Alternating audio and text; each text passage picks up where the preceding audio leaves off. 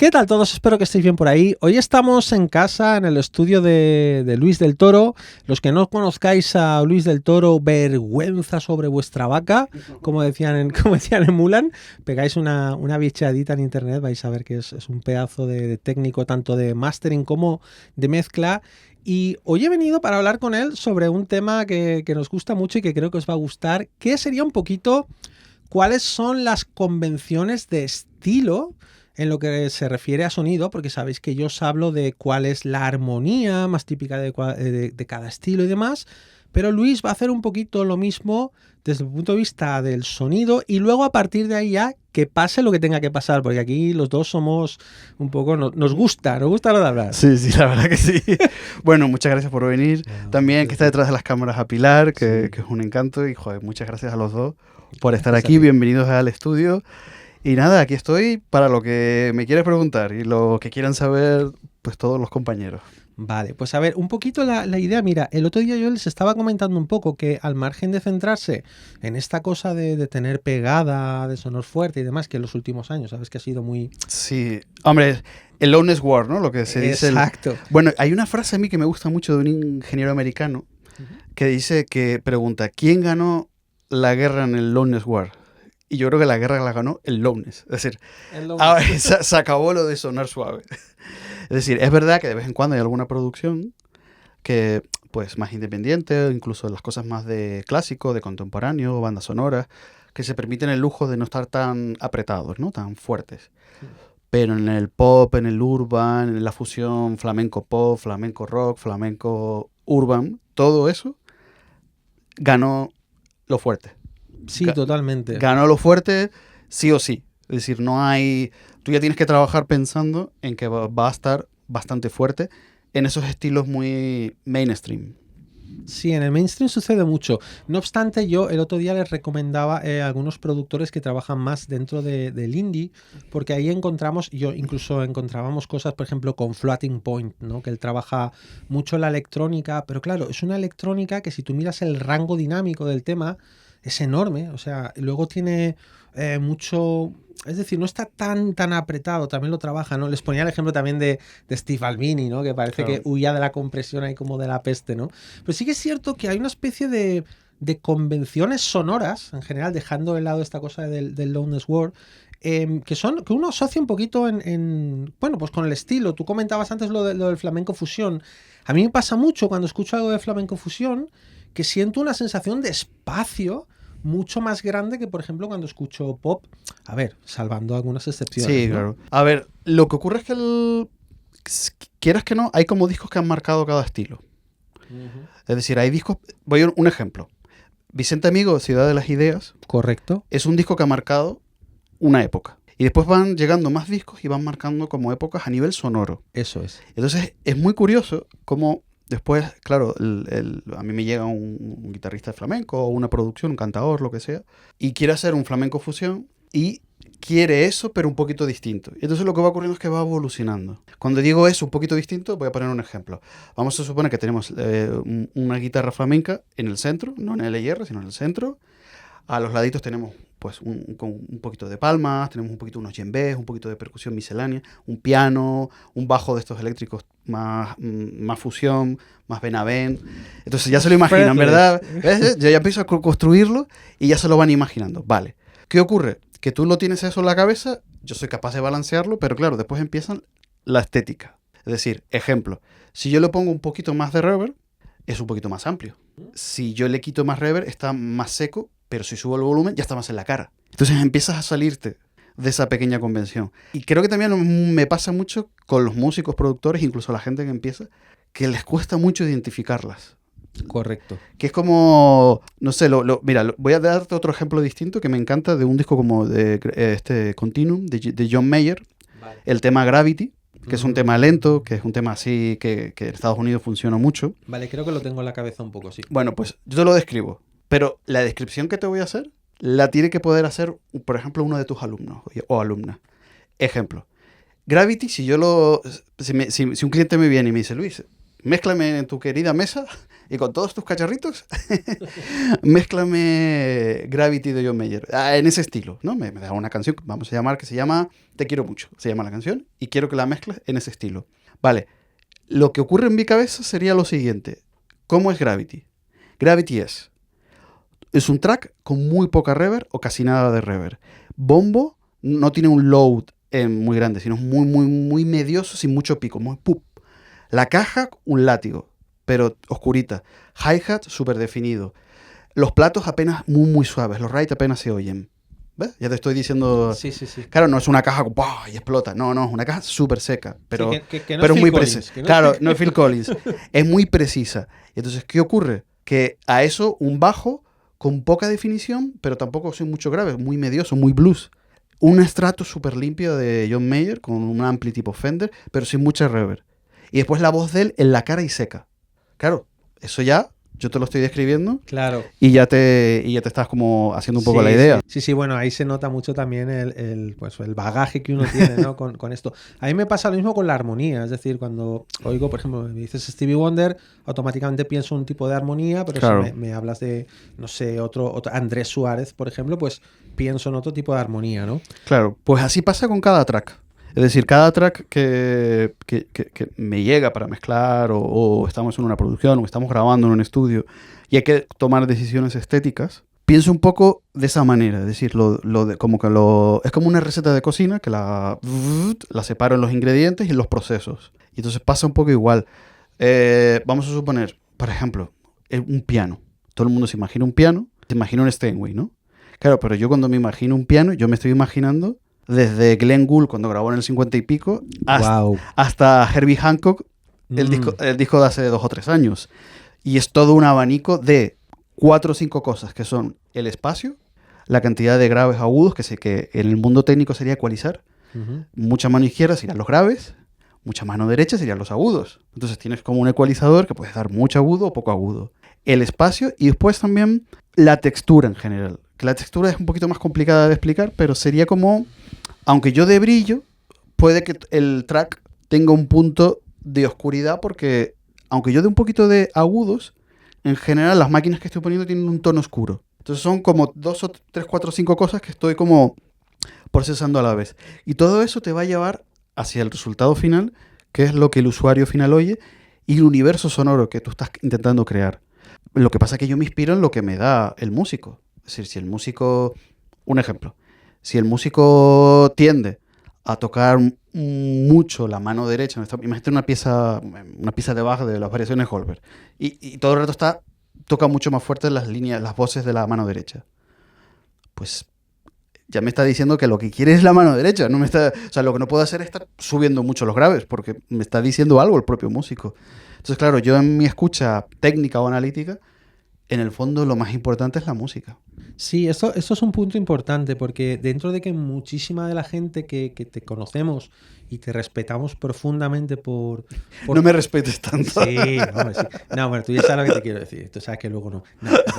No, pero la cuestión es que la gente tiende a pensar en ti a lo mejor como alguien más técnico, ¿no? Con aparte de un control sobre la máquina, sino sobre el proceso, sobre la idea, sobre lo que sucede detrás. Pero sí que es cierto que a mí me ha gustado siempre de ti la musicalidad.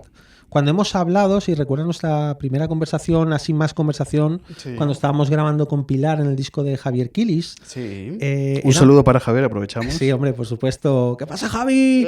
No, la cosa es muy musical todo y me gusta mucho el traducir las ideas musicales a la parte esta que muchas veces la gente, yo creo que erróneamente... mira desde un lugar un poco más frío, un poco más técnico, quizá porque la técnica nos da una cierta seguridad, es decir, ¿sabes? En la estética es un poco, ay, no sé si esto va a gustar o no, pero esto si está bien ecualizado, aunque luego esto es muy subjetivo también.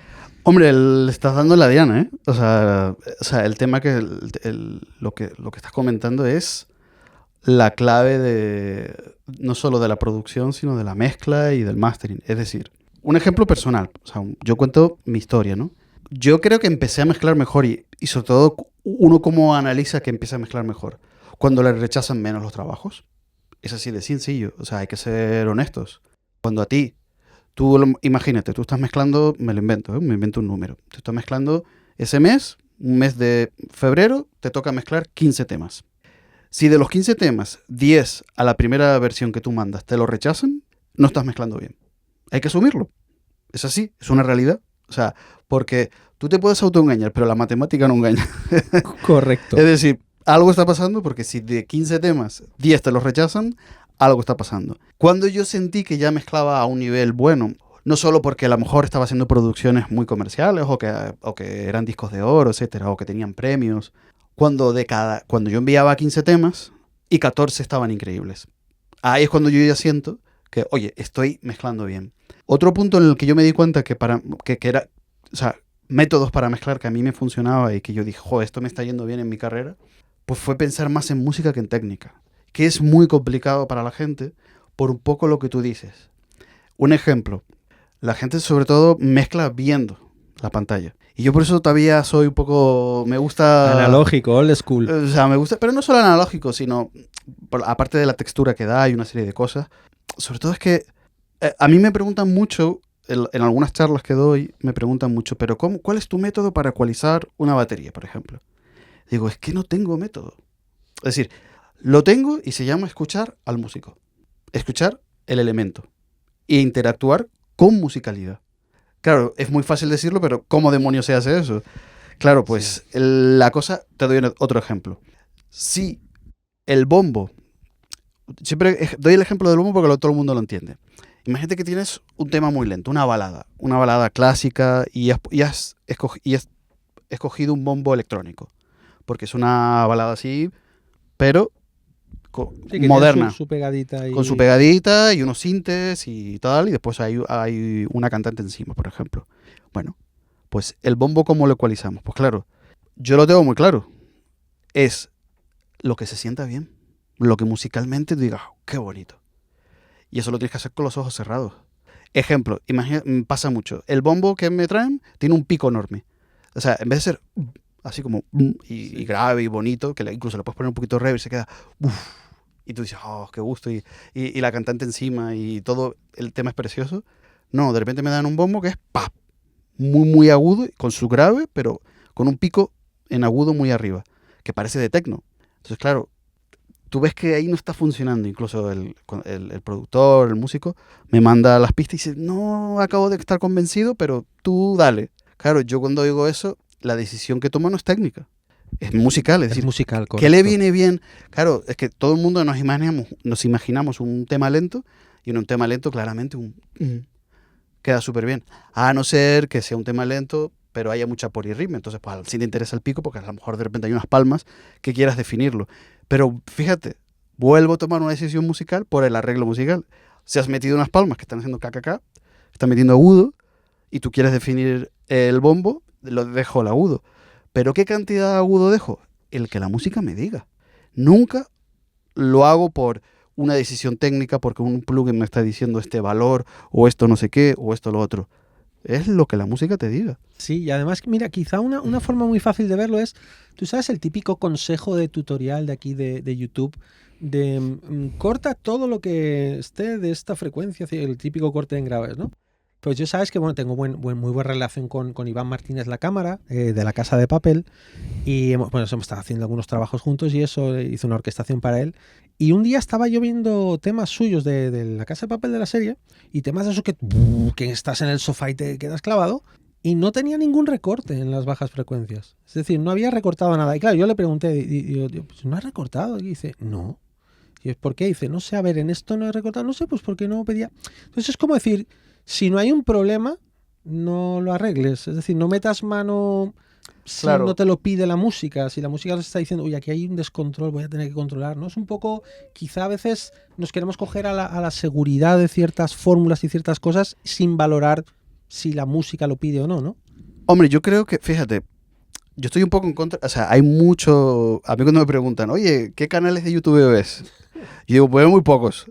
No quiero entrar en un conflicto con nadie, pero veo muy pocos porque hay una realidad, que es que son más las cosas que tienes que dejar de hacer que las cosas que tienes que hacer. Y eso se aprende con los años y es muy complicado explicárselo a la gente. Un ejemplo. Imagínate que tú tienes un tema, un cuarteto de jazz. Con trabajo, batería, una Ludwig, platos oscuros, muy clásico.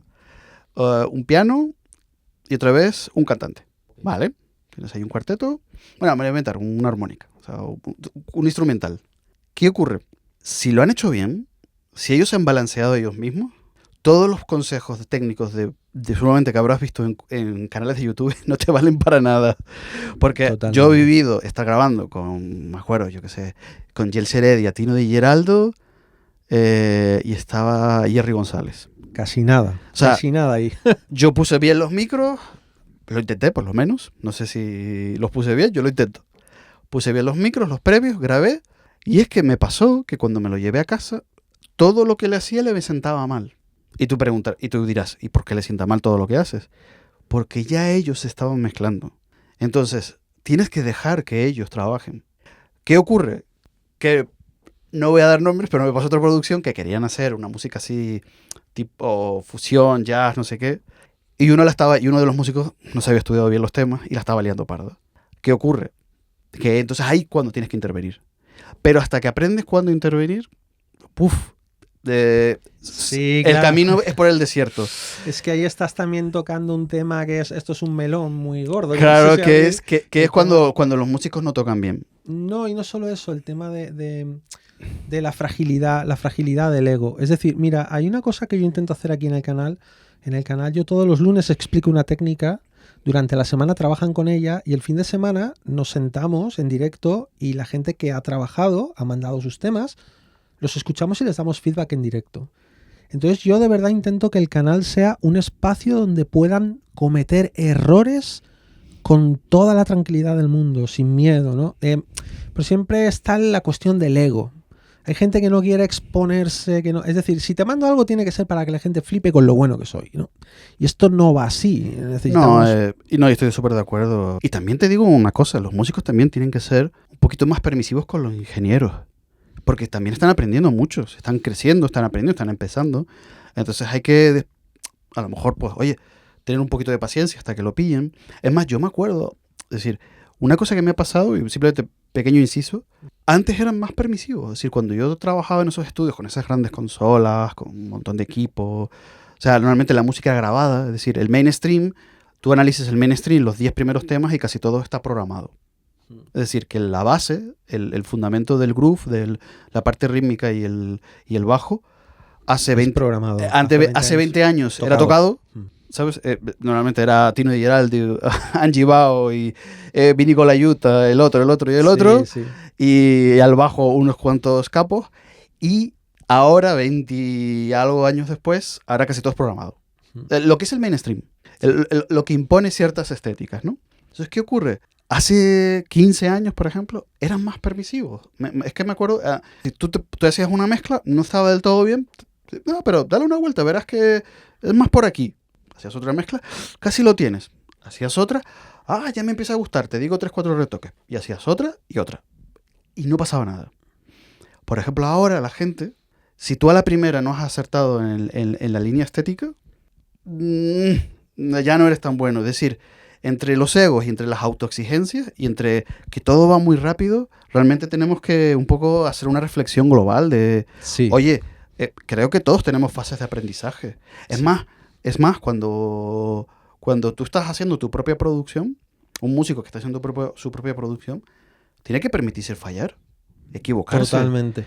Tomar decisiones equivocadas. Es decir, yo creo que tenemos que ir con un poquito más de calma. Pero, claro, es verdad que yo también a veces hago cosas como muy comerciales y es como tienes que acertar a la primera. Pero también lo noto en las pequeñas producciones que también quieren como que... Y, joder, yo creo que tiene que haber una conversación. Y muchas veces me mandan pistas y es como, no, lo que tú digas y pa'lante, no sé qué. Y es como, oye, ¿podemos hablar un momento? O sea, ¿en qué te has inspirado? ¿Qué es lo que quieres hacer? ¿Cuáles son tus referencias? Eso quizás echa un poco en falta, ¿verdad? Mira, nosotros las producciones que estamos cogiendo son solamente gente que quiera trabajar con un EP, pero no por el número de temas, sino porque la persona que quiere hacer un EP viene con una idea, con una narrativa, con un concepto global, es decir, le van a poner más mimo y sobre todo puede haber una conversación, ¿no? Uno de los álbumes que estamos ahora es un chico que yo conozco hace más de casi 30 años. Conozco esos temas, los he visto nacer, los he visto crecer a lo largo del tiempo, hemos hablado sobre ellos, entonces te puedes implicar un poco emocionalmente, pero la persona que, oh, toma, te paso esto, mézclamelo y ya el jueves me mandas. Pero hombre, es muy importante para mí. Por ejemplo, nosotros trabajamos con Pablo Ortega de Lince Records, es parte del equipo. Es decir, nosotros y cenamos con él después de haber estado una tarde mezclando y hablamos de cosas y le mandamos cosas que nos gustan. Y es decir, tiene que haber una relación más allá de lo profesional. Está claro, oye, que no puede ser amigo de todo el mundo, pero ¿sabes? Pienso, y a lo mejor soy un poco radical en esto, pero si estoy delante de alguien que pienso que quizá no puedo tener una amistad, yo personalmente quizá es un trabajo para otro. Porque necesito poder No lo conectar. sé, yo creo que también son cosas culturales también. Te doy un ejemplo. Yo cuando trabajé en Estados Unidos, las relaciones eran muy amables, pero muy frías. Sí. Entonces creo, es decir, cuando fui a Alemania, la gente también es muy amable, pero también tiene un punto de distancia. Por ejemplo, en Hungría me he encontrado con gente muy abierta y gente muy cerrada. Es decir, he tenido la suerte de trabajar en muchos países y hay como pequeñas diferencias culturales. Bueno, a medida que vas hacia otros países, evidentemente, la diferencia cultural, aparte del idioma, es enorme. Yo creo que más que la manera de entender el trabajo o si tienes amistad o no, porque la amistad puede surgir o no, o sea, yo creo que se puede trabajar con gente que no es tu amiga. El problema es que no hay las conversaciones adecuadas. Correcto. Y las conversaciones adecuadas son, creo, en mi opinión, preguntarse si tú eres el músico y el compositor o productor, o el artista, ser honesto con uno mismo y preguntarse, ¿a dónde quiero ir? O sea, mi producción a dónde va, y por tanto, como soy el líder de ese proyecto, en el sentido de que o sea, soy el faro que ilumina todo el equipo, vamos hacia aquí. Un ejemplo. Tú puedes hacer un pop muy brillante, muy comercial, muy tal, o un pop un poquito más de lujo, más un poco lo que hace John Mayer, por ejemplo, que es un poquito más independiente, más oscuro, no es tan comercial. Sin tanto sparkle, ¿no? Sin tanto sparkle, ¿no? Entonces, eso es una conversación que tú tienes que tener con tu equipo. Oye, vamos a ir aquí. Quiero, que es una frase muy hecho de los artistas que quieren triunfar. Quiero competir en la liga de Manuel Carrasco, de Alejandro Sanz, de no sé qué. ¿No? Que es la típica conversación. Pues dímelo. O sea, quiero ir hacia este lado. O quiero ser el nuevo Jacob Collier. Bueno, que eso ya es mucho... Ahí vas a tener que... Ahí vas a tener que trabajar mucho. cosas más, además de... Bueno, pero te quiero decir que sí. quiero ir a una línea más independiente, más de fusión, más de jazz, más de... Vale. O justo estoy, por ejemplo, para mí, entre una cosa tan bestia como Jacob o algo así como Manuel Carrasco, hay un abanico muy grande en medio. Por ejemplo, para mí Adele está en medio, porque tiene una estética muy clásica, muy vintage, pero a la vez tiene cosas muy modernas, tiene pegada, tiene ciertos arreglos modernos y después tiene ciertos arreglos como muy de blues, de soul, muy, muy clásicos. Entonces tiene como cosas nuevas y cosas más vintage, más viejas. Entonces, pero hay todo un abanico. Es decir, tú tienes como todo un abanico y puedes ir encontrando tu lugar. Pero entonces, siéntate, reflexiona sobre dónde quieres ir y pásaselo a tu equipo. Una vez que eso se lo pasas a tu equipo, vienen las conversaciones de, oye, ¿lo hacemos más grande, más pequeño? Un ejemplo, tienes un tema de piano y voz, ¿lo dejamos así o lo empezamos a meter batería, bajo, un arreglo de cuerdas, 15 guitarras eléctricas, un solo descomunal? ¿O nos controlamos y lo dejamos íntimo, pequeño, una batería así con mucho ride, muy jazzística? ¿Qué hacemos? Entonces, todas esas conversaciones yo muchas veces noto que no existen. Quizá por eso me refería yo, Luis, a lo de a ver, la amistad a mí es lo que me genera la cercanía y me da la suficiente confianza como para poner esa conversación en la mesa. Bien, estoy de acuerdo contigo en que podemos no ser amigos del alma, en plan carne y uña, pero si no tengo la confianza contigo para ello, es más, si tú como artista, si a ti te traen un proyecto a mezclar y no se sientan, oye Luis, necesito 10 minutos contigo, tomarme un café para contarte mi visión del proyecto. Claro, porque la visión de decirte, oye Luis, quiero sonar como el más de Alejandro Sanz. Eso no es una visión, eso es una ambición y seguramente lo que quieres es lo que tienes tú que dar. Sí. Los millones, ¿no? Que claro, es un poco... Pero, hombre, cuéntame tu visión, cuéntame cuál es un poco tu Sí, sueño. yo me refiero más a eso, que yo creo que se puede tener amistad, pero ser profesional significa tener esa conversación. Tener esa de, oye, queremos hacer esto. esto es un poco el marco de trabajo. Por ejemplo, a mí me ha pasado, yo tenía conversaciones muy bonitas en discos que me han dicho, mira, vamos a hacerlo todo con 5 elementos. Entonces dije, qué guay, es un marco de trabajo. Y con esos 5 elementos, que pueden ser 5 instrumentos, aparte del cantante, por ejemplo, vamos a cubrir un montón de estilos. Bossa nova, samba, aquí vamos a hacer un poquito más de ritmo judío, aquí vamos a hacer no sé qué, aquí vamos a hacer no sé qué, y aquí no sé qué. Tú dices, wow, tú dices, joder, qué cabeza bien amueblada, ¿no? Entonces, eso es un ejemplo. En otros discos, de repente, pues no hay ninguna conversación, es como, toma, te mando las pistas y para adelante.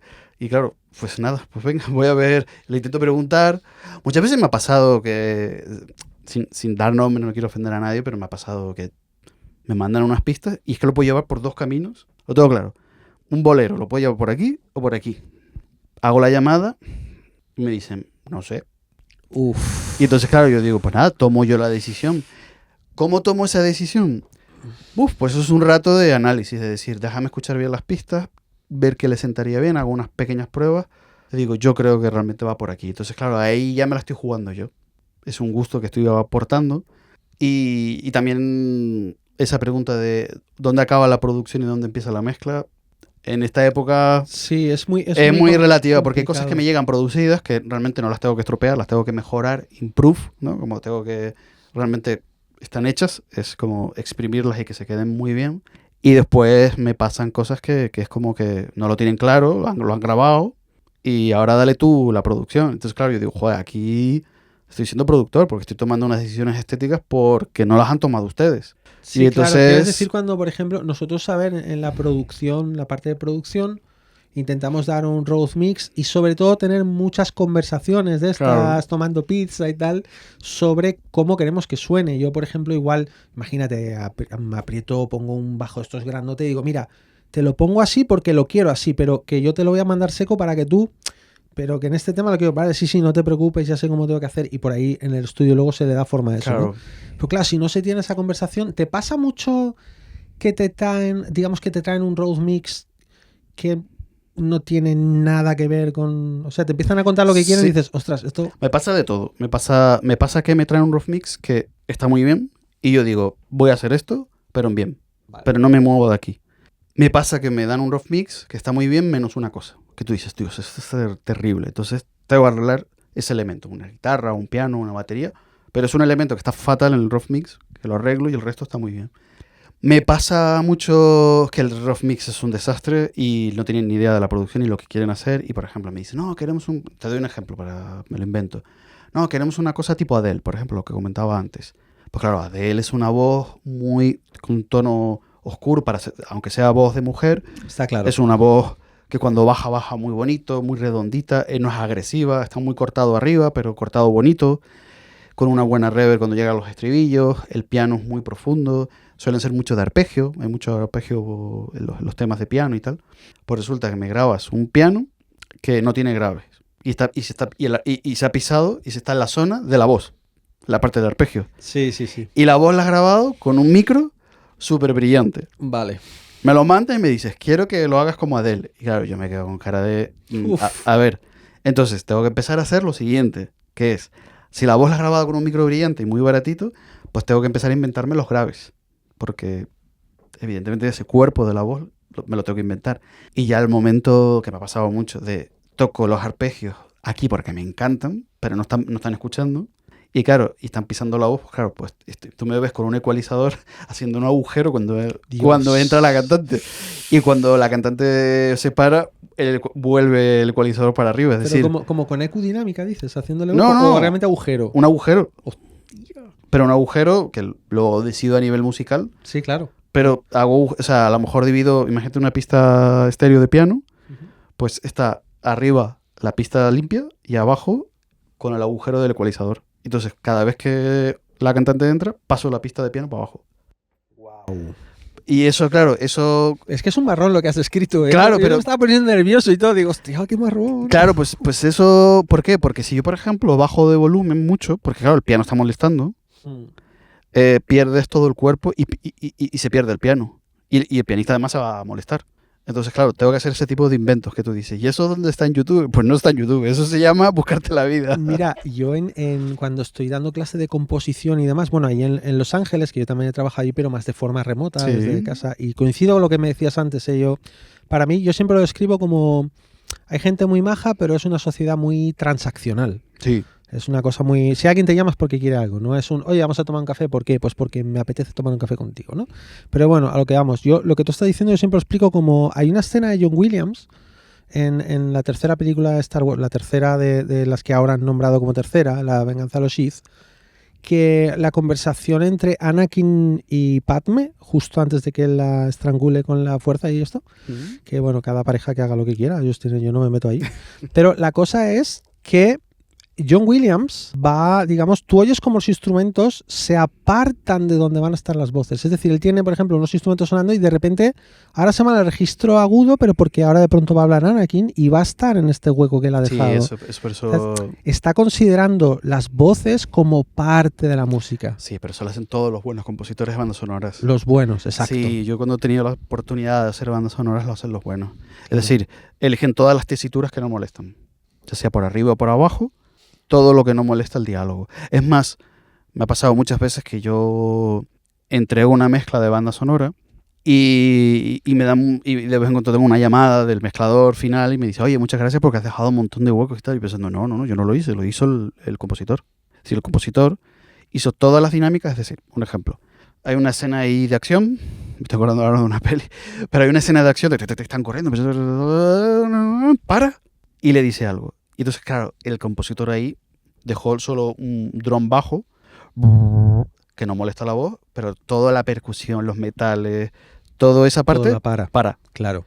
Entonces, claro. el tipo habla, se queda el grave y para. Y después vuelve otra vez todo.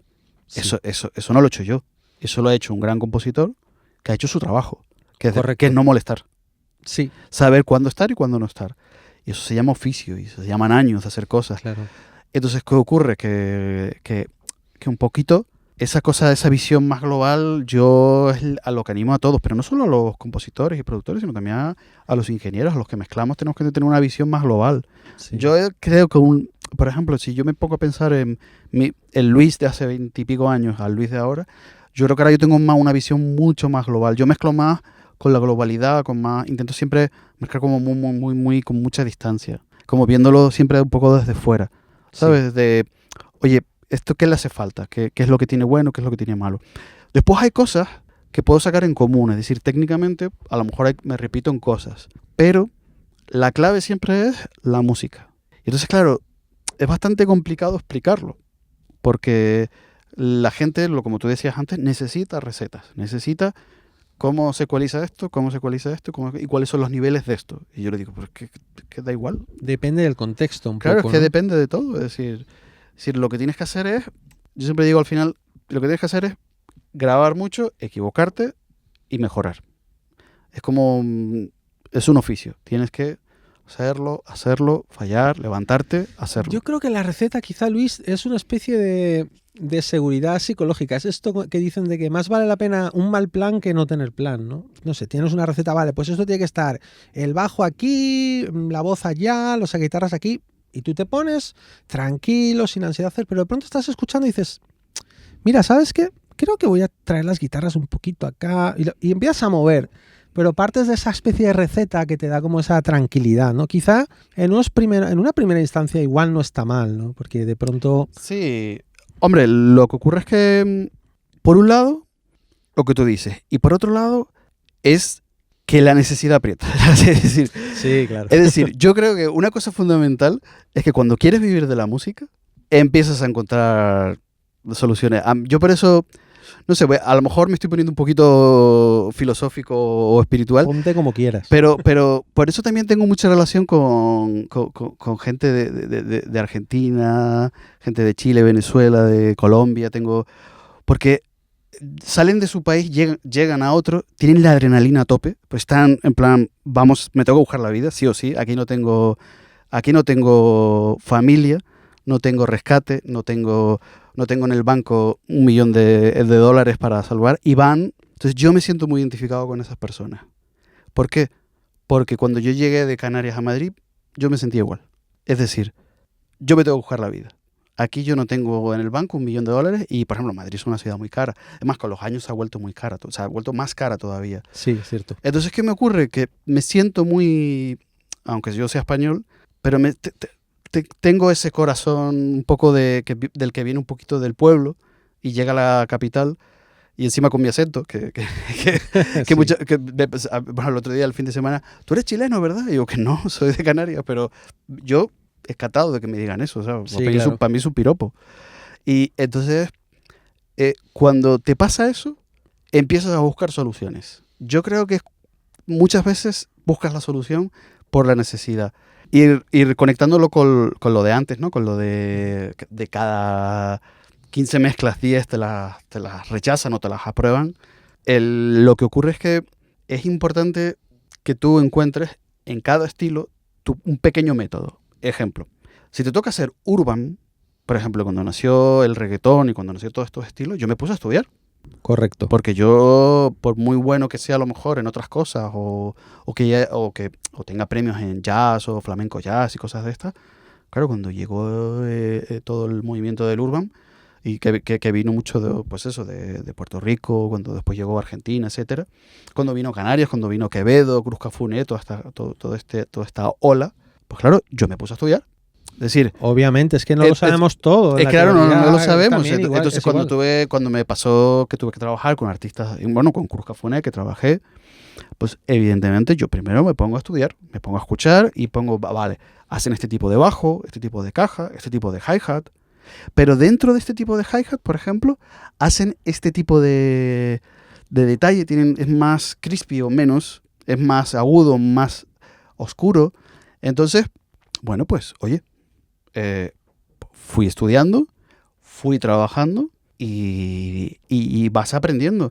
Y además, en el urban, por ejemplo, pasa una cosa curiosa, que son estilos armónicamente muy sencillos, todos como muy plano, pero después está, como hay muy buenos productores y hay muy buenos mezcladores, es difícil de sonar, o sea, tienes que sonar muy bien. Entonces es como muy curioso porque hay gente hay un ingeniero muy famoso, se llama Jason Joshua, que ha mezclado Rosalía, Conozco. Zetangana. Él malamente lo mezcló él. Claro, lo mezcló. Las palmas de ese es una locura. Claro. Es una locura. Bueno, pues me pasa mucho que Rosalía, por ejemplo, sobre todo malamente, es una referencia. Entonces es muy curioso que, aunque sea un estilo tan sencillo, después es muy difícil de mezclar. ¿Por qué? Sí.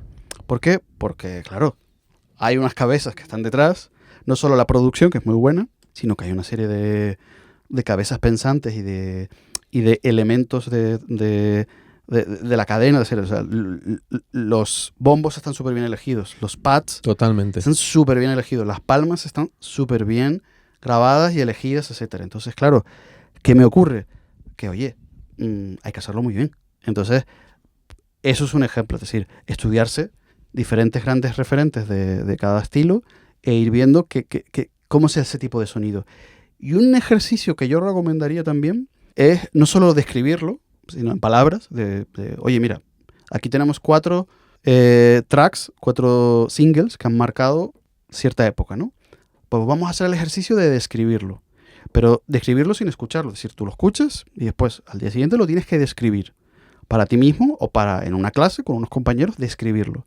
Eso es un gran ejercicio porque yo he notado, ya sean músicos, productores o ingenieros, les cuesta mucho. Sí. Les cuesta mucho. Ejemplo, yo te hago un ejemplo de banda sonora de toda la vida. Explícame cómo suena la orquesta de Hans Zimmer y la de John Williams en general. Y después nos vamos a 2 ejemplos concretos. Entonces ahí la gente claro. dice, perdona. Por ejemplo, yo te digo, vámonos a Memorias de una geisha de John Williams. Descríbeme la textura de esa orquesta. Y ahora, compárala contra otra de John Williams, por ejemplo, de la lista de Schiller, que es todo más chiquitito, más recogido. Y además que se grabó ahí en Chicago una parte, etcétera. No sé. Descríbeme. Sí, ese tipo de ejercicios son muy buenos, Luis. Además, mira, esto pasa. Yo cuando he estado dando clases de tema de armonía, composición y demás en la universidad, cuando les he pedido a los alumnos que me describan en lenguaje natural, como lo llamo yo, sin utilizar términos técnicos, descríbeme la armonía de este disco que hemos hablado en clase o lo que sea, hay auténticos dramas. Es Claro. decir, es decir, si no hay suficiente, si no ha calado suficientemente en ti emocionalmente como para que tú lo puedas hablar de una forma natural, es un poco lo que decía Feynman, ¿no? Que si no lo puedes explicar de una forma sencilla es que no lo sabes bien todavía, ¿no? El darte cuenta de que no eres capaz de expresarte en tu lenguaje natural acerca de las cosas de la música, es decir, que un técnico no te pueda hablar, pues como estás hablando, en términos de color, en términos de la sensación que quiero transmitir, en términos musicales, ¿no? Que es lo que hablábamos, es muy importante que la música... Esto no es algo técnico. Hay muchos cacharros, preciosos todos los que tienes aquí, hay muchas cositas, Me pero alegro que te guste esto, por fuera. Sí, no, pero es todo vacío. Pero es muy música. Sí, ya son las cajas. Son las cajas. Nada más, son las cajas. Niños, son solo las cajas. No, pero creo que es muy importante cultivar esto que estás diciendo y yo abogo por ello, ¿no?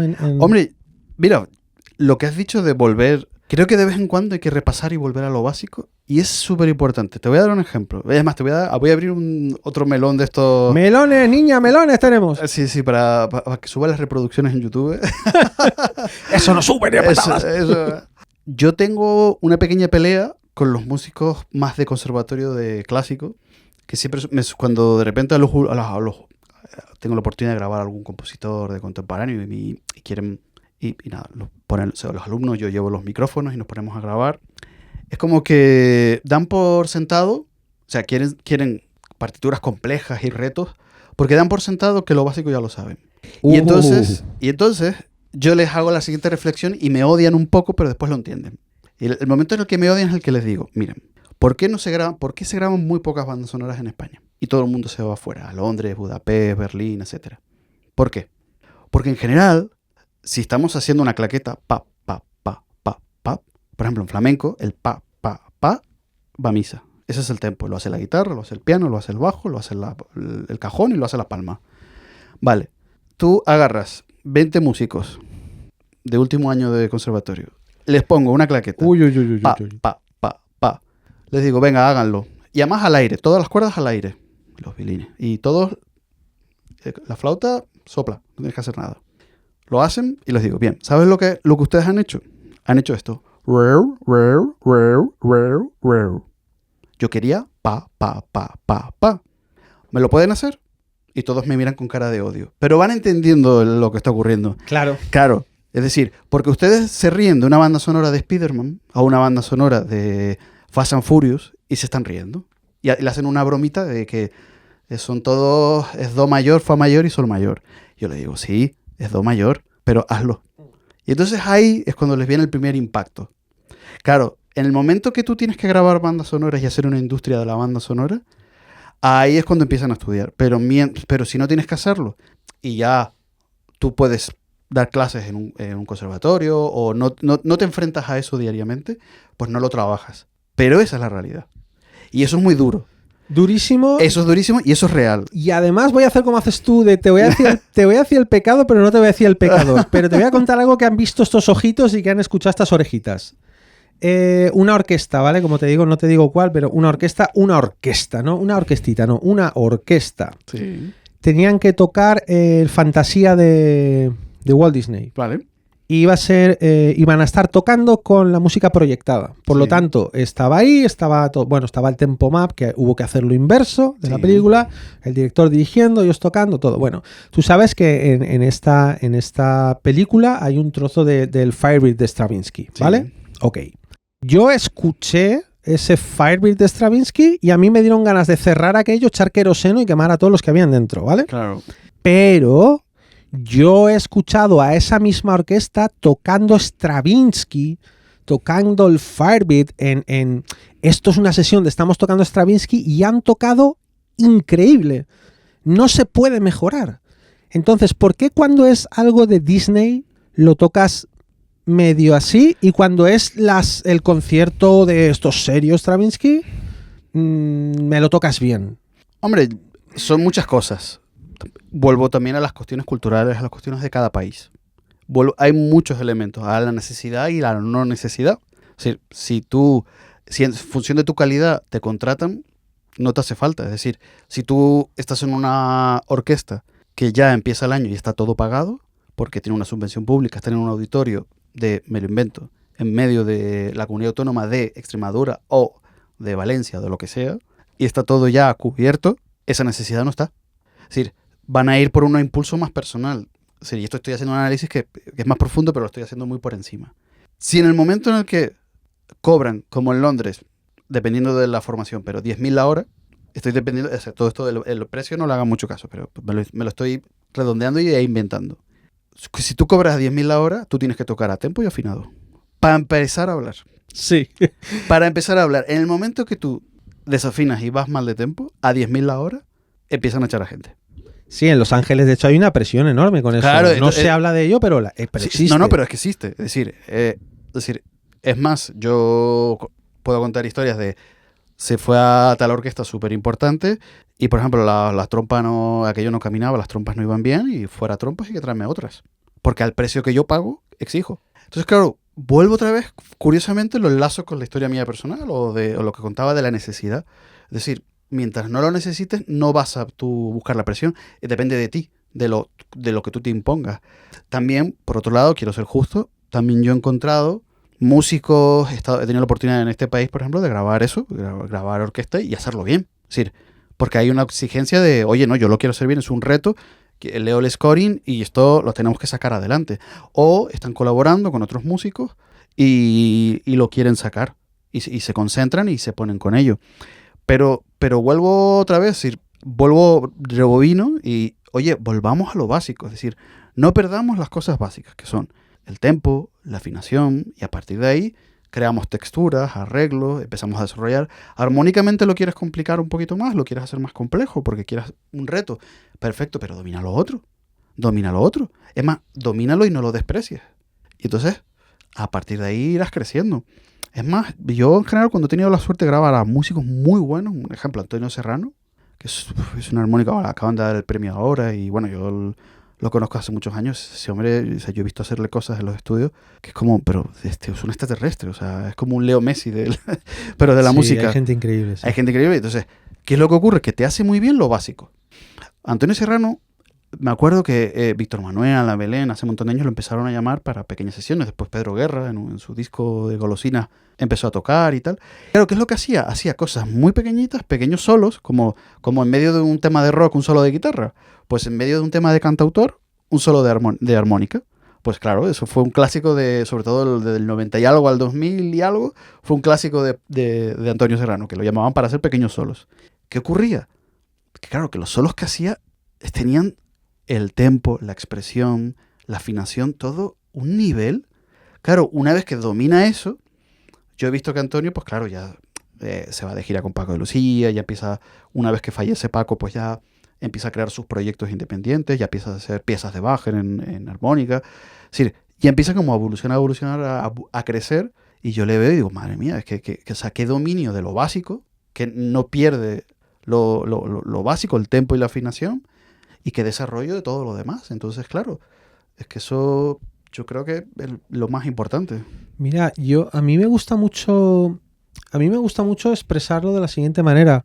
Lo complejo para mí, ¿no? Que yo tampoco lo sé todo. Yo el año que viene cumplo medio siglo, todavía me queda un poquito de tiempo, espero por lo menos. Pero para mí lo complejo está hecho de muchas cosas básicas, juntas. Sí. Entonces, si tú no tienes un dominio de lo básico en su forma más primitiva, cuando la cosa básica está solita, ¿cómo vas a dominarlo cuando se te juntan 3 o 4 básicas que están trabajando juntas? Claro. Entonces es al final esta insistencia en lo básico, ¿no?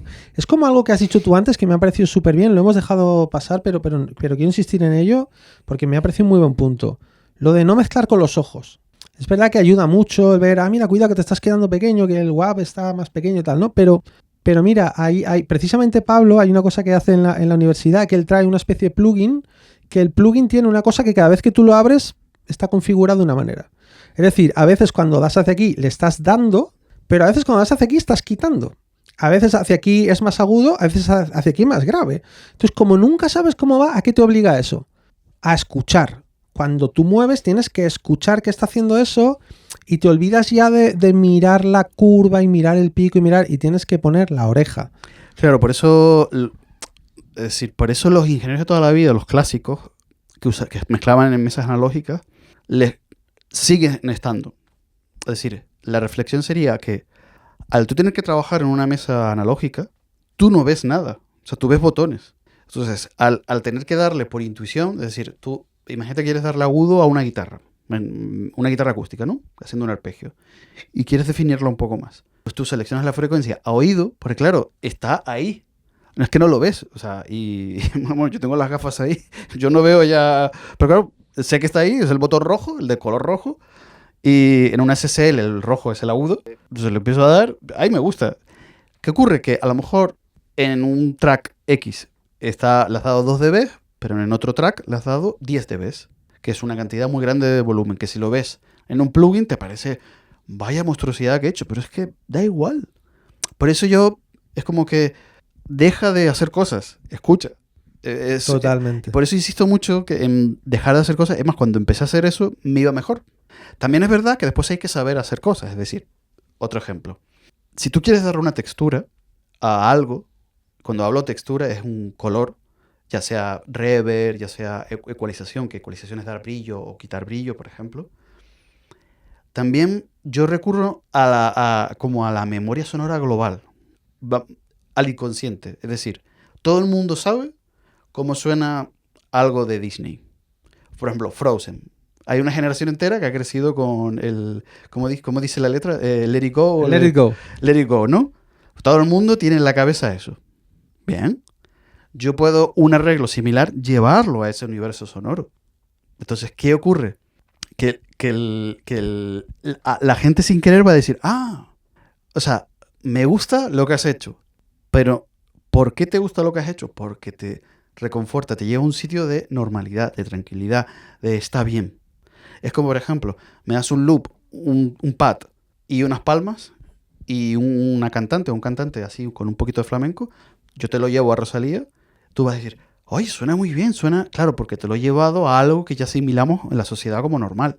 Entonces, son parámetros como que ya... Vale, ya estoy tranquilo, estoy en una zona auditivamente de confort. Pues fíjate cómo funciona el inconsciente muchas veces. Esto yo lo llamo los espacios mentales. Para mí las canciones son como habitaciones que tú paseas por ellas. Entonces cuando estoy produciendo, estoy creando una canción, estoy pensando en el espacio mental donde voy a meter al oyente, ¿no? Y en algunos espacios mentales quieres que todo sea muy... Ayer estábamos en una producción y está ahí Pilar, que no está en cámara, pero ¿te acuerdas cuando me dijiste, es verdad que eso lo aterriza mucho?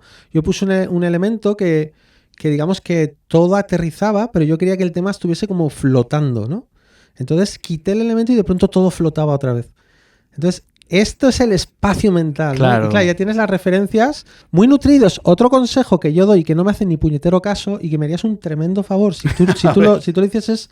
Ahora digo que no. Yo siempre... A ver, si lo que tú piensas es que no, No. Pero yo siempre les recomiendo que escuchen cosas diferentes a lo que les gusta y que se hagan la siguiente pregunta. Por ejemplo, yo hago pop. Imagínate, hago pop... No, pero eso es súper importante. Claro, pero yo hago pop y quiero un nivel de como algo que pegue, ¿no? Pegada. Y me voy y escucho, yo qué sé, rock progresivo y que están ahí pegando fortísimo. Entonces me hago la pregunta, ¿esto en mi pop cómo se haría? O sea, traducir de un estilo a otro cosas. Sí. Y no solo eso, sino también como ser humano creces. Es decir, es que para mí es como, por ejemplo, las comidas. Si solo comes pollo, papas fritas y huevos fritos, es que me parece súper triste la vida. Estás yendo al gimnasio. Sí, bueno, también. Y arroz. Y arroz también falta. Pero es que yo creo que la música... Bueno, ¿cómo es lo que decía? Charly García decía, ¿qué es lo que... ¿Era Charly García o era Spinetta? Que la música es la comida del alma.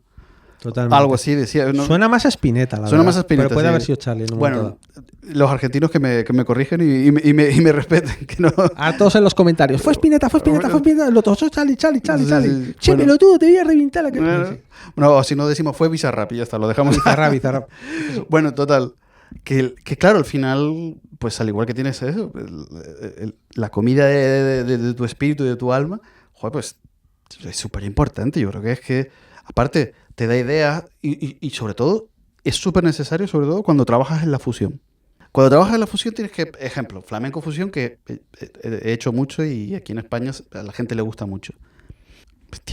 o sea, si vas a hacer, tienes que dominar los dos estilos para entender, porque claro, porque a lo mejor, un ejemplo, la batería la tomas más del sonido del jazz, pero la guitarra la tomas del sonido flamenco.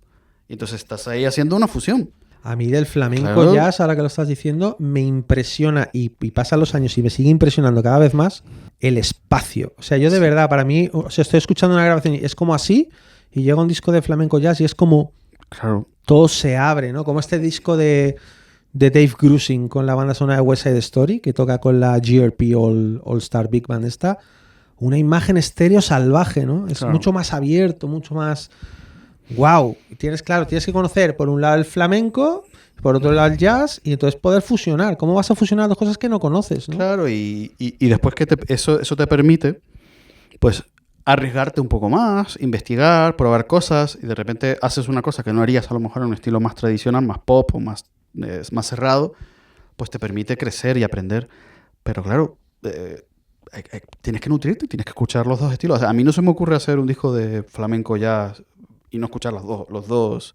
O sea, tienes que escuchar un poco de las dos cosas. Es más, fíjate, yo he hecho mucho flamenco y soy de Canarias. Claro. Es decir, ¿no? porque... El flamenco es un poco, para mí es un poco universal, ¿no? Que, bueno, tú sabes, yo ahora vivo No, en lo que pasa es que Andalucía, pero- lo que pasa es que he tenido la suerte de no solo de trabajar, sino de joder. Yo he preguntado, por ejemplo, a Ricky Rivera, que es de Cádiz. Yo le he preguntado, vamos, explícame la bolería de tal sitio, explícame la bolería de aquí, explícame la soleal, por qué son tempos parecidos pero son más lentos. Bla, bla, bla. O sea, charlas, preguntado. O sea, y claro, y vas creciendo y aprendiendo y te vas dando cuenta de cómo es. Y dices, ah, vale. Y después, por ejemplo, trabajando con los cantadores, que oh, esto sí les gusta, esto no les gusta. Y dices, ah, vale, esto porque matas la dinámica o matas la expresión o matas el golpe. Por ejemplo, el flamenco, una cosa que es súper importante es el impacto. El flamenco, o sea, haciendo un ejemplo muy bruto, aunque sea flamenco fusión, a lo mejor si este es el dibujito de un verso del cantador, y de repente llega el estribillo y es así. ¿Qué ocurre? Eso no cabe en un formato de flamenco pop. No cabe. O sea, está masterizado, está apretado, tal. Tú tienes que engañar al oyente y a tu arte. O sea, técnicamente y subjetivamente lo engañas, pero objetivamente hay menos diferencia. Es lo que yo he hecho de lo que él ha grabado. Pero yo le hago sentir esa diferencia. Para que veas, qué curioso. Claro, es que precisamente estaba pensando en eso. ¿Qué pasaría si en una producción de estas de flamenco jazz, ¿no? Así tan abierta y tan grande, y de pronto te viene alguien que te ha hecho un tema que sí, que encaja en las convenciones musicales del estilo, pero ahora a nivel sonoridad te trae una referencia, no sé, algo de, pues no sé, Quevedo, o tú sabes, algo más, Sí. más urbano, A ver, más apretado. a ver, en caso del flamenco ya no suele pasar. Pero Claro. sí es verdad que a veces me traen referencias que no tienen mucho que ver con la producción que han hecho. Entonces ahí hay que hacer dos cosas. ¿Eso qué haces ahí? Porque Que eso acabo es- ahí. Lo primero es una conversación. Es como, oye, ¿seguro? O sea, es como tener una conversación. Y lo segundo es intentar. Tienes que sacar un poco la negociación. Porque tú puedes decir. Mira, me voy a inventar un ejemplo. Me traes una batería, guitarra, piano, bajo y una voz así un poco tipo, yo qué sé, tipo pop, flamenco, tipo. Bueno, te iba a decir David de María, pero tampoco. Tan pop, no. Pero bueno, una cosa así. Y me pones de referencia a Quevedo. ¿Vale? Yo te digo, bueno, yo de Quevedo te puedo robar la pegada. De Quevedo te puedo robar el bombo. Yo el bombo de la batería lo puedo convertir, no en electrónico, pero sí darle muchísima pegada metiéndole samples. La caja igual, puedo hacer cajas más bestias.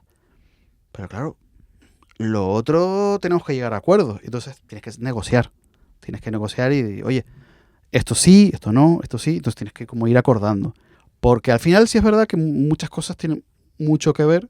Yo siempre encuentro puntos en común, a no ser que estemos hablando de, oye, esto es un cuarteto de cuerda con un cajón y quiero que suene igual que el disco de John Mayer de lo que decía, pero si es que son instrumentos distintos, ¿de qué me estás contando?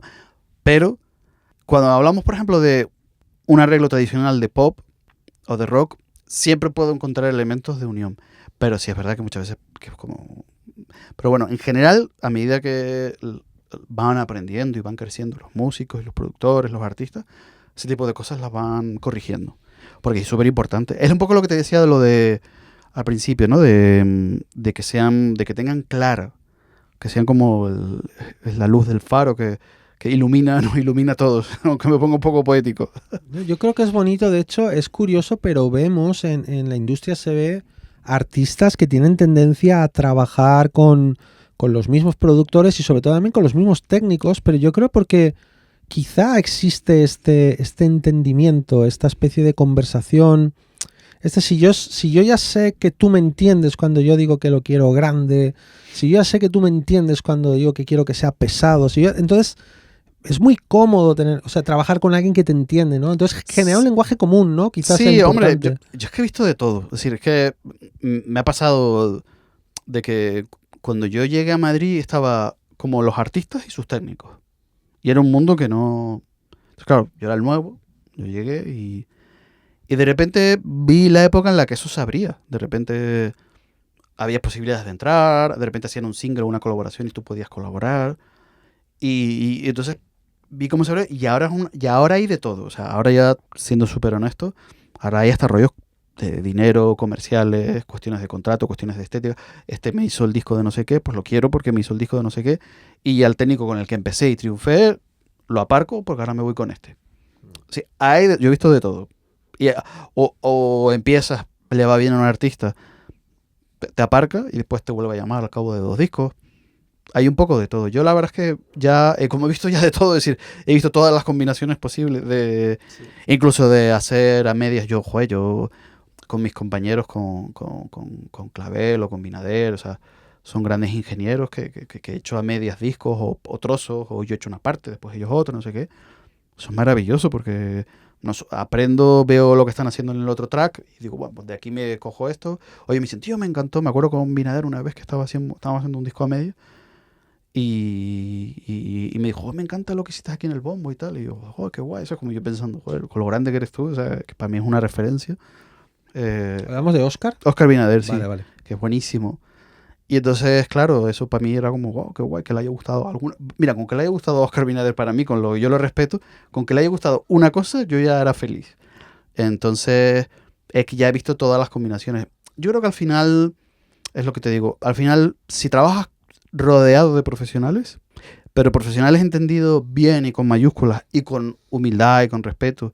Y humildad también entendido, porque la humildad también está en saber decir, mira, esto no lo sé hacer y lo digo. Y ya está. Y no pasa. Es que es mejor decirlo que decir, venga, lo hago y después, como no sé, hago un apaño. No. O sea, si no sabes. Llamas a alguien que sepa y le pasas un trabajo y ya está. Claro, Luego te es como, pasará por otro. ejemplo, mira, a mí me gusta mucho. Yo he hecho algunos discos que he hecho de Urban. Joder, rapean increíble, tal, y de repente quieren meter una batería, un cuarteto, y me lo dicen claramente.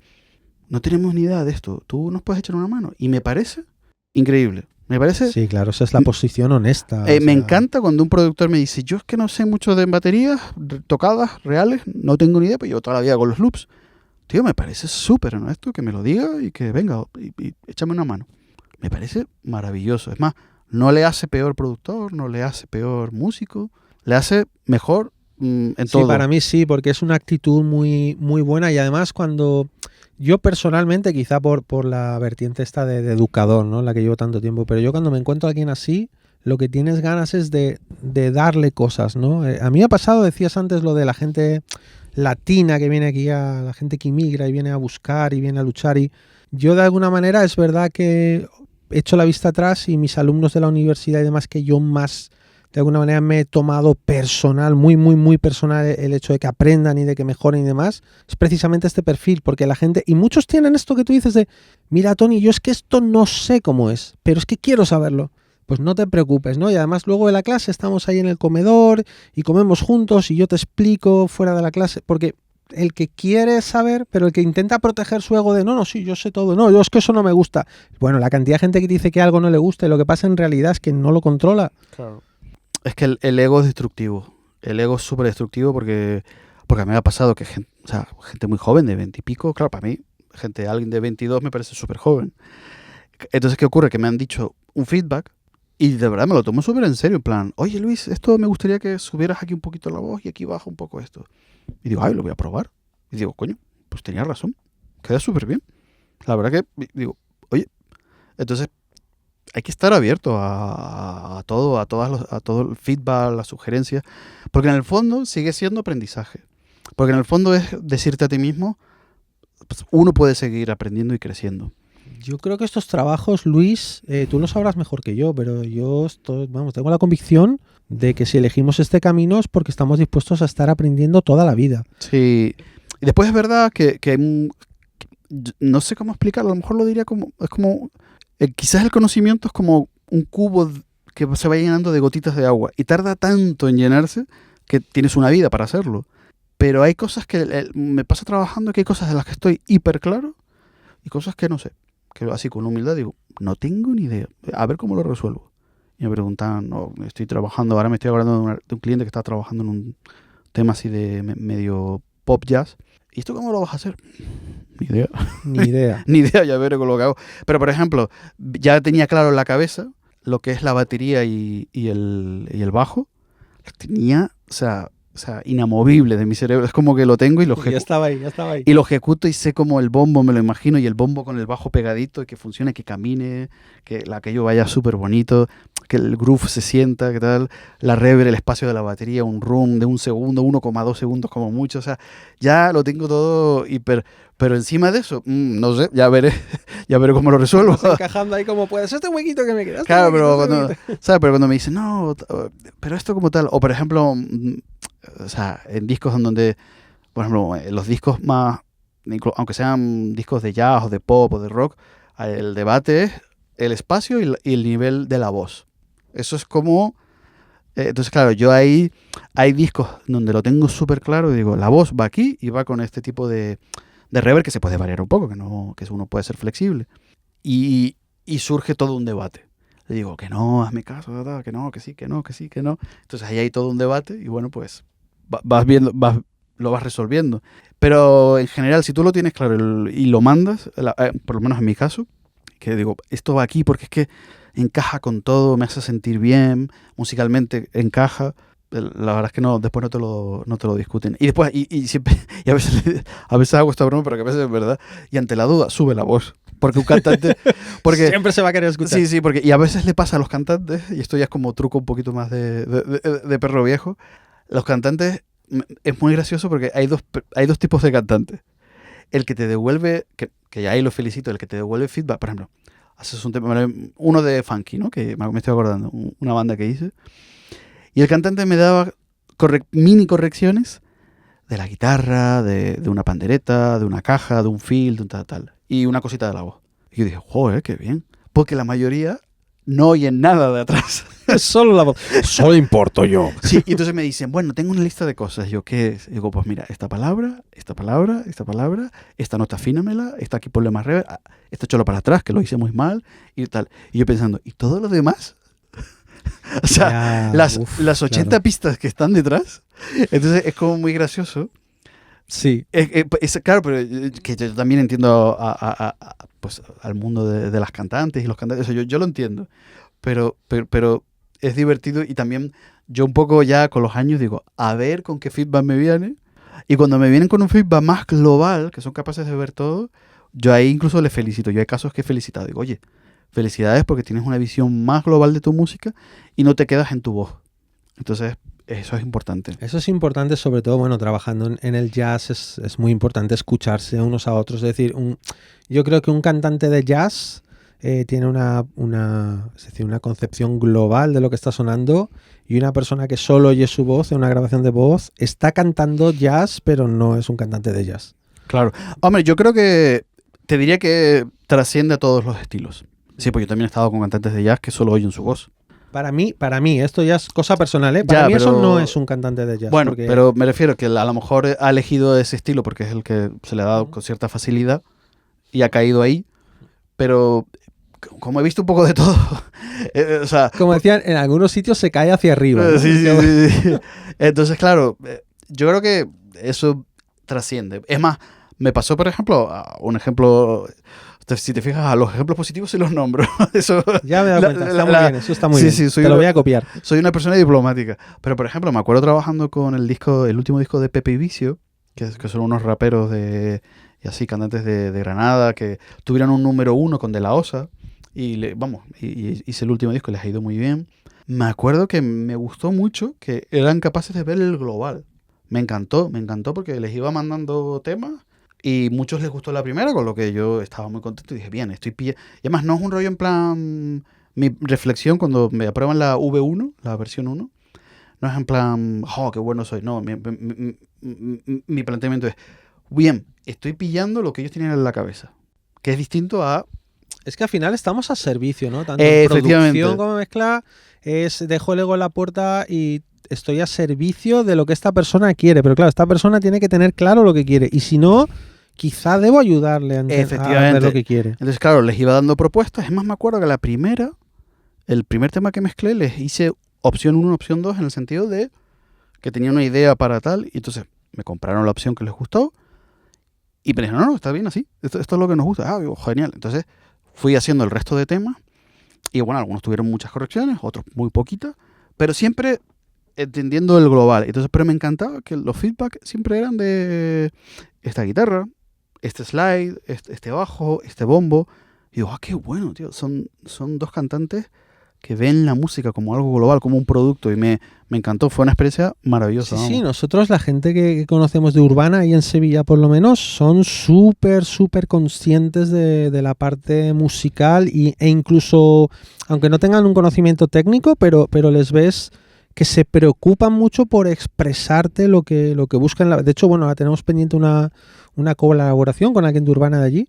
Pero sí, a mí me gusta mucho esa conciencia y quizá pueda sorprendernos si hay una idea preconcebida de que solo les va a importar su cosa, ¿no? Porque claro, tú sabes que en el rap se supone que está esta cosa del ego y todo muy exacerbado, pero lo cierto es que yo, por lo menos a nivel personal, la gente que me estoy encontrando en Urbana y en rap sobre todo, es gente con la cabeza bastante bien amuebledita. También es verdad que son gente que lleva mucho tiempo. Sí, no, pero yo vuelvo a lo de antes. Al final yo encuentro divos en el clásico, divos en el rap y divos en el pop y en el flamenco también. O sea, yo encuentro divos en todos lados y también encuentro gente maravillosa en todos lados. Entonces, el ser humano es el ser humano. Hablando de cosas maravillosas, el disco de Javier Quilise. Eso ha quedado maravilloso. Me gustó mucho tu decisión de... Me acuerdo aquella conversación con Javier donde, claro, estaba la orquesta, teníamos luego también la voz de Pilar en algunos tracks, y llevarlo a un sonido más moderno o a un sonido más clásico, ¿no? Y, por ejemplo, Javier es un tipo con las ideas muy claras, ¿eh? Escucha todo, pero tiene las ideas muy claras, y la vez que trabajar con gente así, imagino que habrá sido una gozada, ¿no? Trabajar con él. Sí, lo que sé, ya Javier, ya amigo, familia, ya, sí, eso ya no puedo... Bueno, lo único que puedo hacer es hablar mal de él ahora mismo. Ya lo vamos que queda, a ponerlo verde. Vamos a ponerlo a parir porque ya es tan bueno y es tan agradable. No, pero con Javier, lo que yo creo que he tenido con él ha sido todo una evolución. Una evolución, creo que también por mi parte, de entenderle cada vez mejor. Y él ha crecido mucho. Él lleva muchos años más. Me acuerdo que este disco, entre este disco y el anterior, hicimos varias cositas, pero yo le decía, no puedes tardar tantos años en hacer... Yo le he dicho, después de este disco, digo, no se puede tardar tantos años en hacer el siguiente. Sí. Es decir, que es un tipo tan meticuloso y estudia tanto... Se comunica muy bien. Yo creo que esta conversación que tú comentabas, yo creo que él es el ejemplo perfecto de cómo hay que llevarla, ¿no? No, y después él es muy preciso. Es más, él cuando me mandaba, por ejemplo, cada track del álbum, bueno, me hacía unos textos, una explicación, hablábamos, veíamos. Yo lo que quería ver era cómo era la música para ver cómo técnicamente lo plasmábamos y lo dejábamos. O sea, por ejemplo, la profundidad de la orquesta.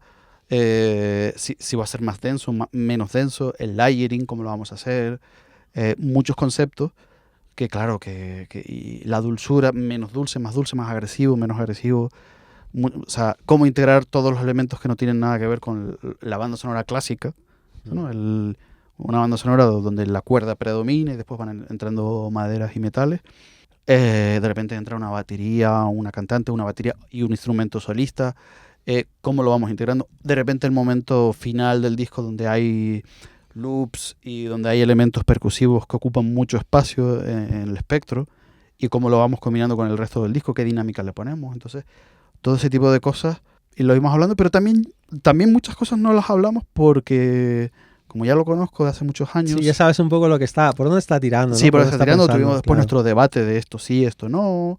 Y no, pero y después... pero yo creo que yo estoy muy orgulloso de ese disco, no solo porque lo he hecho con un amigo, sino que la textura y la calidad del sonido es muy buena. Y hay una cosa que yo le explicaba a Javi y también a otros pues, compañeros, otros compositores y otros amigos, o cuando estamos trabajando, cuando tú, o sea, el sueño de un compositor de temas orquestales o de banda sonora es irse a Londres o Los Ángeles. O sea, ese es el sueño, irse a Abbey Road o irse con la Hollywood Stream a East West o a Warner a grabar. Ese es el sueño de todos. Y hablemos claro, eso... El que diga que no, el que diga que no, miente, ¿no? O irte a Viena, o sea, ese tipo de... Eso es un poco el objetivo. Entonces, ¿qué ocurre? Que yo me he pasado muchos años, al igual que me he pasado en España, grabando pop, pero el sueño era sonar como Vinny Colaiuta y Nathan East en Los Ángeles. Ya ves. Pero lo hacíamos, Ya ves. pero me mandaban una pista de un batería grabado en cualquier sitio, en su cuarto de su casa, pero tenía que sonar como la de Vinny Colaiuta de Alejandro Sanz. Entonces, como me he pasado todo... Bueno. Pero eso me pasa mucho, ¿eh? Ya. Entonces, como eso me ha pasado, yo viví esa cosa de irte a Budapest, que es una orquesta más asequible, pero tiene que sonar como Abbey Road. Y grande, y dulce, y granulado, y bonito, y con esa reverb y tal. Entonces, muchas veces he ido a Budapest, vuelvo, lo mezclo, y no consigo subir de nivel. Me he quedado en Budapest. Pero concretamente en el disco de Javi, conseguimos subir. Porque los arreglos... Bueno, Joan Martorell, que hizo una dirección increíble. Sí, Joan lo hizo muy bien. Joan lo hace increíble, es un bestia. O sea, digamos que la gente le busca en IMDb porque es un animal. Claro, hicimos un equipo muy bueno.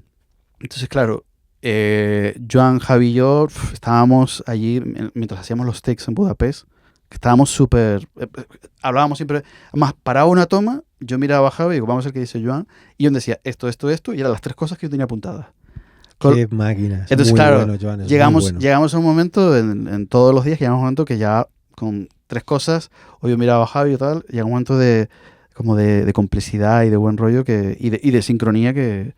Y después ya llega momentos que yo les decía tontería.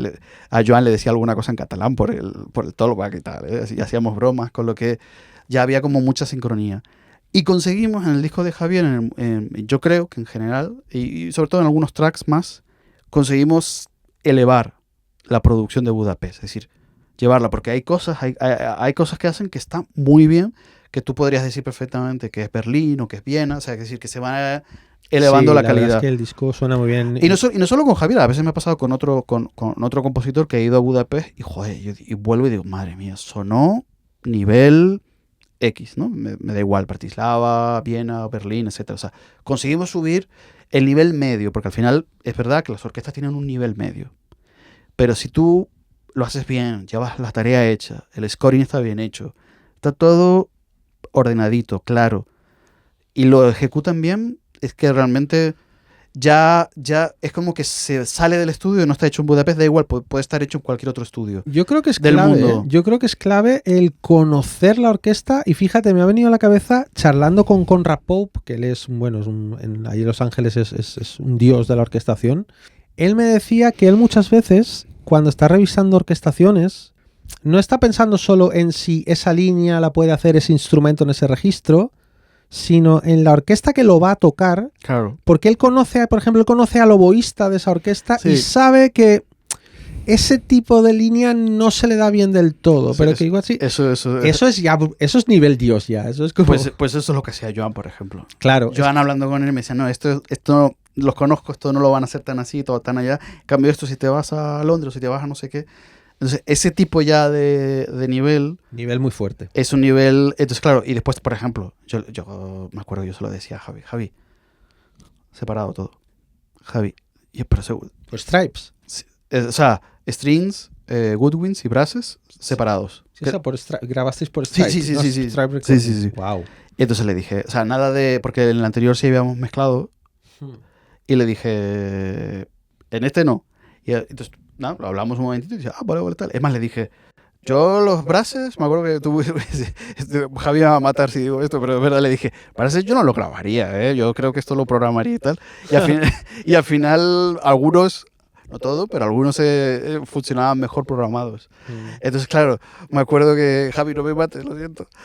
Pero es verdad, pero joder, Yo creo que Javi me suena que encontró algunas soluciones de layering bastante buenas, porque Sí, bueno, pero es que Javi, para mí, es de los mejores programadores. Sí, programa muy bien. Es que si no, o sea, es de los mejores programadores de este. Bueno, no quiero decirla porque si no que se me enfadan otros, pero sí, es de los mejores programadores que hay aquí en España. Es increíble lo que hace. Pero volviendo a poco a las decisiones del disco y estéticas, eso fue una de las cosas, por ejemplo, diferente a la anterior. Y eso también hace evolucionar y tienes más control sobre la mezcla. Y si hay fallos, pues evidentemente basta con mutear lo que grabamos, poner layering y seguir. Entonces, claro, ya la producción se queda más redondita y ya no depende tanto del sitio, sino que queda a un nivel más internacional. Es como siempre doy el ejemplo. Yo me acuerdo de grabar con baterías con Tino de Geraldo, que yo las oigo y entonces Tino de Geraldo contra un batería de Los Ángeles, no veo tanta diferencia. No, yo creo que no. O sea, si las grabas muy bien en una buena sala y con buenos micrófonos y buenos previos, y un batería como Tino Geraldo, que es un animal, yo no veo tantas diferencias. Entonces, y después si esos tracks los mezcla un buen ingeniero y un buen productor, o sea, se trabaja todo en equipo, pues al final tú ya no identificas de dónde viene. Tú identificas que hay calidad, pero ya no sabes si está grabado en Los Ángeles, en Madrid o en Londres. Y ese es un poco lo que intento hacer en cada disco, solo que a veces te sale un poquito mejor y otras veces peor. En el caso de Javier, yo intenté que tú lo oyeses, por ejemplo, el tema que aquí canta nuestra querida Pilar, que tú lo oigas y tú no sabes dónde lo han grabado. Tú solo sientes que hay calidad, que aquí hay como es lo que me estoy acordando de un cantante flamenco que decía, aquí hay pesetas, Luis, aquí se nota. Aquí hay pesetas. Aquí se nota que hay pesetas, Luis. Pues yo quería que se notase que había muchos euros. Esto yo me alucinaba mucho al principio cuando empecé a tratar bueno, te estoy hablando del año 96, 97, empecé a pasar tiempo en estudios de grabación y yo alucinaba cuando los técnicos me decían, es que esto tiene un sonido NIF, ¿no? Me acuerdo el disco aquel que sacó el Babyface. Pero yo me iba a mi casa, me lo ponía y decía, ¿y qué será el sonido NIF ese? ¿Por qué lo oyen y yo no? Y era como... Y claro, luego poco a poco se te va haciendo la oreja, ¿no? Y sí que es verdad que a lo mejor esta cosa que estás hablando de Los Ángeles, Berlín, ¿lo notáis? ¿Quiénes lo notáis? A lo mejor la gente claro, por ejemplo, el tema en concreto, por ejemplo, lo de tipo NIF o un tipo de sonido, es verdad que yo entiendo mucha gente que me pasa que me llegan, pues eso, algún chaval joven que me dice, oye, Luis, tío, es que yo el único NIF que puedo comprar se llama Warn Audio. Y sé que no es un NIF, o Behringer, que Behringer tiene un clon de NIF que es muy malo. Entonces, bueno, a mí no me gusta. Es decir, no quiero decir que es malo, a mí no me gusta. Entonces, ¿qué ocurre? Que claro, si no has probado un NIF de verdad, yo te entiendo. Es que yo me pongo en tu lugar y te entiendo, y entiendo que esa textura... Pero ¿qué ocurre? Que también llega el momento en el que, chico, pues te tienes que fiar. Si se dice que ese NIF es un clon y no suena bien y no suena contra la original, pues yo cosas que recomiendo es irte a un estudio de los grandes de Madrid, alquilarte 4 horas y escucharlo. Y escucharlo, que los hay. Hay NIF en varios estudios.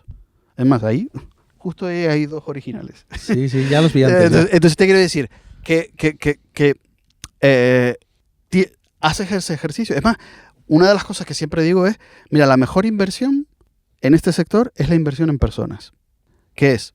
Tú quieres tener la experiencia de grabar en un buen estudio, vete con unos amigos, págales, porque así les podrás pedir que se estudien lo que has escrito sobre todo, y vete a un buen estudio y chócate, porque la primera hora estarás perdidísimo, no te enteras de nada, pero después volverás a tu estudio, tu home studio, y aprenderás un montón de cosas y dirás, vale, me equivoqué en esto lo hice bien, esto lo hice mal, y así. Y que quieres grabar un cuarteto, pues en vez de estar programando, que suenan increíbles las librerías, contrata a 4 músicos y graba un cuarteto. Y verás que vas a aprender muchísimo. Vas a aprender sobre cómo llevar el scoring, o sea, escribirlo bien, escribir cosas que puedan tocar. Vas a decir, uy, esto no lo vuelvo a escribir nunca porque no lo saben, porque es imposible. Yo lo hago aquí en MIDI, pero el ser humano, el ser humano, las velocidades, los tempos, las texturas, la afinación. Bueno, esta conversación la hemos tenido con Javier 1000 veces de, oye, mira, yo tengo el Joshua Bell, maravilloso, precioso, pero yo, antes que pegarme 3 horas programando el Joshua Bell para que me dé algo muy parecido a la realidad, le pago a un violinista y que me lo grabe y se acabó. Así que... Claro, es que al igual que no es lo mismo un violín cuando está integrado dentro de la orquesta que cuando hace un solo maravilloso y hace una cosa en plan, que te dices, joder, y las respiraciones. En el disco de Javier hay un solo de violín que está la sala, Sí. que dejamos el sonido de la sala, y una de las cosas que me encanta son las respiraciones de él. Pues son musicales. Claro. Claro, entonces... Se siente y ataca. Y va sintiendo como la tensión y el arreglo, cómo va creciendo. Entonces dices, joder, qué bonito. O sea, me parece súper bonito. Es más, había una frase que no me acuerdo, que me encantó, no sé dónde la vi, que era, en los fallos está la música, en la perfección pierdes el arte, algo así. Es una frase así, o sea, no me hagan mucho caso. Es más, a mí me echan mucho las broncas en casa porque soy muy malo con los refranes. Sí, tú no parafraseas, tú los rehaces, ¿no? Yo los rehago, sí. reinventas. Yo soy como el humorista que es Maño, el que tiene un programa, el de Ilustres Ignorantes, que cambia los refranes. Que dice, no hay mal que por 100 no venga, ¿sabes? Cosas así. Sí, en plan, combinando. Que los va combinando. La verdad, Luis, es que me encanta sobre todo la visión musical, y espero que esto sirva también para que la gente que está demasiado con la cosa técnica, porque la seguridad que nos da el plugin, la seguridad que nos da el saber de esta frecuencia a esta frecuencia tengo esto, esta cosa tan técnica y tan matemática, ¿no? Como decían por ahí también, otra frase que no sé quién fue, y no sé si fue así, pero decía como, la música es matemática y algo más, y si le quitas el algo más ya no es música. Entonces esta cosa musical, sí, es que me quedo con tu idea de vamos a afrontar la mezcla con un espíritu musical, quizá no usar tanto los ojos, usar más las orejitas. Sí, ¿no? Y el sentimiento, es decir, si quieres que algo te haga mover, pues te tiene que hacer mover. Si quieres que algo te conmueva y es como muy tranquilo, pues quita todo aquello que rompa ese sentimiento, pues quítalo y evítalo como sea. Entonces es como más ir al global. Y a lo básico. Y a lo básico, y después ya si quieres profundizas. Pero solo dominando lo básico empiezas a crecer. ¿Y cuáles son esas cosas, ya para despedirnos con esto, las cosas que tú les dirías la próxima vez que tengas que mezclar un tema? Piensa en esto. O sea, lo primero, la emoción, el sentimiento. Bueno, pues mira, una cosa muy buena, sobre todo porque, un ejemplo, no todo el mundo tiene un estudio acondicionado, con unos buenos altavoces que oye todas las frecuencias. Entonces mucha gente mezcla con auriculares, con headphones, porque no les queda más remedio. Entonces yo lo primero que les diría es, no te agobies, que todo irá mejorando, irás aprendiendo, o sea, con calma, o sea, tomarse las cosas con más calma, que a veces la gente como que quiere ya... Tienen prisa. Tienen prisa, y me ha pasado también de gente que de repente hereda o gana un poco de dinero o tiene una indemnización y dice, oye, me han despedido, me voy a hacer un estudio y me voy a gastar 60.000 euros de golpe. Y es como, tranqui, o sea, mete poco a poco, o sea, porque, o sea, yo sé que, por experiencia, que yo te doy, por ejemplo, un estudio con 100.000 euros en equipo y no lo vas a hacer mejor, porque la mejora está en tu oficio y en los años que llevas. Entonces, yo lo que diría primero, las cosas con calma, musicalidad. Y, por ejemplo, cuando no tienes todos los elementos, por ejemplo, volviendo a los altavoces y la referencia acústica perfecta, usa una referencia de algo que haya marcado época. Ejemplo, ¿quieres hacer algo tipo Rosalía Malamente? Te lo pones al lado y lo vas comparando con tu trabajo. Y sobre todo lo que te pasará al principio es que te quieres deprimir porque dices, joder, es que el otro está mucho mejor que lo mío. Tranqui, estás compitiendo contra personas que llevan 20 años, 30 años mezclando. Tranqui. Simplemente... Y después no se obsesionen, terminen el tema, lo terminan, lo aparcan y dentro de un año lo vuelven a escuchar. Y si están trabajando, verán que han dicho, uy, aquí me equivoqué en esto y esto. Perfecto, eso quiere decir que has crecido y estás aprendiendo. Entonces, un poquito de esa calma. Entonces, trabajar con tracks de referencia, quizá hacer primero una descripción en lenguaje natural de este track de referencia. Hombre, sí, claro, sí. Una descripción en lenguaje natural de tu propio track, a ver si es que no tiene mucho que ver. Claro, ¿no? sí, es que a lo mejor de repente lo tuyo, tú estás haciendo, me lo invento, una cosa de banda sonora, una cosa orquestal, o una banda sonora con sintes, en plan trom y cosas de esa, la peli esta, o sea, lo que sea. Busca una referencia que sea similar, evidentemente primero esa conversación contigo mismo para definirlo. Pero incluso si no lo tienes muy claro, busca también la referencia. ¿Sabes por qué? Porque te da un marco de trabajo el cual puedes abandonar y seguir con el tuyo. Eso es lo que te decía yo, tener un plan, aunque sea para luego pasar de él, pero tener un plan. Claro, es decir, oye, quiero esto, imagínate, te gusta mucho Herbie Hancock, pero quieres hacer otro rollo. Bueno, pues inspírate en Herbie Hancock, que además que sus discos son auténticos viajes, porque tiene todo. Yo tengo el de Gershwin y eso es una maravilla. Sí, pero después tiene el Imagine Project y es super pop. O sea, es como pop fusionado, entonces, de todo. Entonces, y después tiene el Possibilities, que ahí es una elección de montón de estilos. Es una clase con un montón de estilos. De Imagine también, que salía Pink cantando con John Legend, ¿era? No, con Seal. Con Seal, creo que era. Seal. Con Seal, wow. Bueno, eso es brutal, ¿eh? Sí, pero ¿qué te quiero decir? Que son clases. Esos discos son clases maestras de cómo hacer algo. Entonces, pero tú tomas una referencia de todo, porque Herbie Hancock, a mí Herbie Hancock es como una especie de Picasso, va absorbiendo todo y después le da su paleta. Entonces, como es un Picasso, pues no te agobies porque estamos hablando con una bestia. Entonces, tú tomas a Herbie Hancock, te da un marco de trabajo a nivel de textura y sonido y simplemente úsalo. Y a partir de ahí, oye, es que este tema a Herbie le faltan los sintes que yo estoy poniendo. Perfecto, abandona el marco y sigue tú. Pero, muy importante, tiene una referencia para, sobre todo, empezar a dominar el audio. Y sobre todo porque hay una cosa muy buena, que es que cuando algo es muy bueno, te obliga a trabajar. Sí o sí. Sí, claro, porque tienes que ponerte al máximo para acercarte un poco. Imagínate una pieza de piano y voz de Herbie Hancock, la que hacía con Damien Rice, o uno de estos. Es que solo lo que ha hecho ahí de acompañamiento es una obra maestra. Pues te obliga a estudiar. Es que te pone a estudiar. Es como, ahora acompaña tú igual a alguien de Sevilla, o a alguien de Buenos Aires, a alguien del País Vasco. Acompáñalo. Y claro, eso es una clase de cómo hay que acompañar. Entonces está perfecto porque te obliga a estudiar. Pues ya está. Tómatelo ahí. O sea, y evidentemente pararás en algún momento porque no todo el mundo puede ser un monstruo de la música. Entonces, simplemente eso. Sí, bueno, yo siempre les digo que con estas cosas las cosas no se terminan, que se abandonan. Cuando ya claro. Cuando ya dices, aquí fue, ya fue, ¿no? Yo, hombre, evidentemente la mezcla no es lo mío, pero me veo obligado a mezclar, para hacer road mix. Y yo lo que hago es que cuando siento que algo lo tengo que digo, si lo subo un dB no me gusta, y si lo bajo un dB no me gusta, digo, vale, ahí está, ya no toco. Claro. Y ahí lo dejé. Ya no tocarlo más, saber cuándo parar un poquito, ¿no? No, y los deadlines, por ejemplo, ahí son muy buenos. Sobre todo las producciones más mainstream o las producciones más de discográfica, aunque no sean tan mainstream, es verdad que tener deadline para mí es muy bueno. Y yo trabajo mucho con mis deadline propios, porque es que yo necesito quitarme el proceso de la cabeza.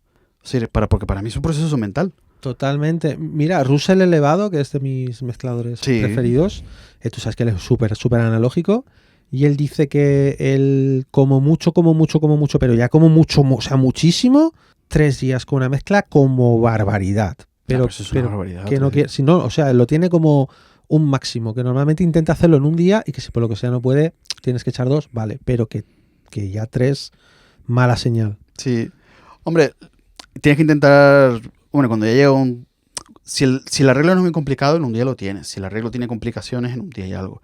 Y 3 es porque hay correcciones, o 3 es porque, un ejemplo, tienes un arreglo orquestal enorme, lleno de contrapunto y de todo, y de string, woodwind, brasses, todo. Y encima de eso, le han metido una batería, un piano, una voz y una guitarra. Encima de eso. Entonces tú tienes que sacar y poner, o sea, como sacar a relucir pequeños detalles y puedes estar con eso, puedes estar una vida. Por eso lo de 3 días. Claro. Bueno, a ver, él lo decía en un contexto más de pop rock, pero sí, la idea de deadline y no pasarte. Yo no sé si él hizo cosas del estilo de Peter Gabriel, pero Peter Gabriel es muy complejo. Entonces, con Peter Gabriel te puedes pasar 3 días en un tema perfectamente. Pero bueno, en fin. Ya estamos, que si no vamos. Bueno, pues esperamos que hayáis disfrutado de esto. Y vamos a hablar de convenciones sonoras de estilos, pero al final nos hemos ido donde hemos querido. Y bueno, lo dejamos para otro día también. Y lo dejamos para otro día, ya. Ahí haremos un segundo vídeo. O un tercero, un cuarto, lo que sea. Vamos a montar un canal, Luis y yo, en realidad. Eso es como un preámbulo, a ver cómo os lo tomáis. Bueno, que de verdad que esperamos que lo hayáis disfrutado. Luis, muchísimas gracias por habernos tenido aquí en el estudio. Un placer. Y nada, vosotros iros a hacer música ya, hombre, que lleváis aquí un rato tanto ver internet. Ahora no os pongáis otro vídeo ahora. Ahora poneros a hacer música. Venga, a trabajar ya. Tira para allá.